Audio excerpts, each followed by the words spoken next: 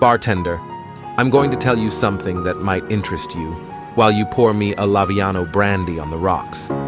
Today, I need something strong, not for my body, but for the soul of this commander. I've seen things lately that I still have trouble understanding. Things that wake me up in the middle of my sleep cycle, breaking out in a cold sweat and with unanswered questions. Do you have time for a story? It's not a happy one, but it's real, or so I think. I was a traveler, one of those who jumps without a fixed plan, seeking what others left behind. One jump to an unknown system, another beyond the border, and that's how I lived. Until one day, the route failed us.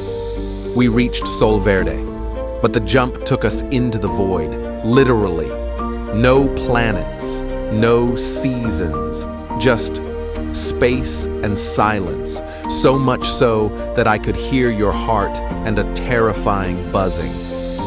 It was there that I met the commander of the GGEP fleet with some of his fleet.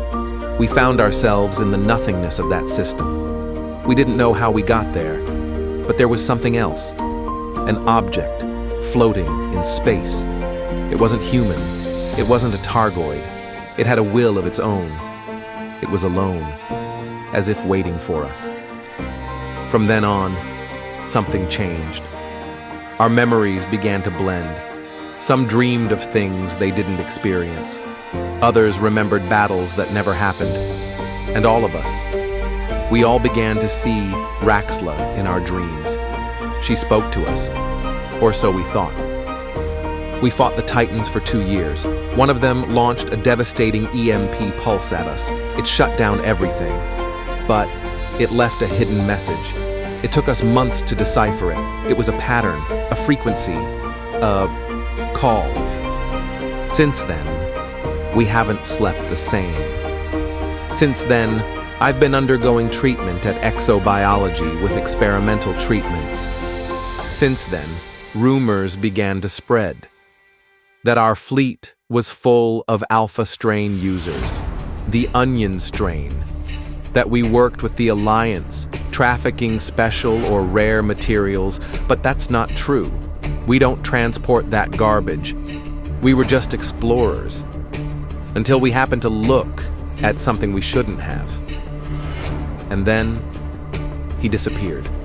The captain, Wandering Comet, our leader. Shortly before Easter, he started behaving differently. He no longer went on missions. He had insomnia. He complained of voices, of recurring dreams. He said the object was still there. The last thing he said was after seeing a Guardian megastructure, ancient, immense, powerful, but corrupt. He called it the Source. I called it the End. One day, we tracked his carrier near the Njangari system. It was empty. The main Mandalay jump ship he'd recently acquired was missing, and even the escape signals were all unused.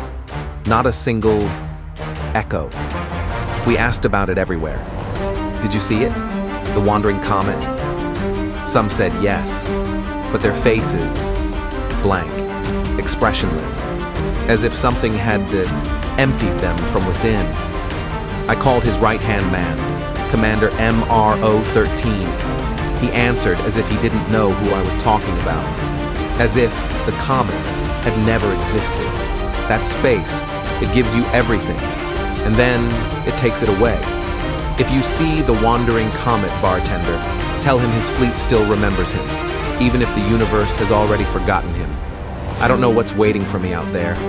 I just hope it's not something worse, or that it ends up dragging me to my doom, like Commander Comet on the way to Raxxla.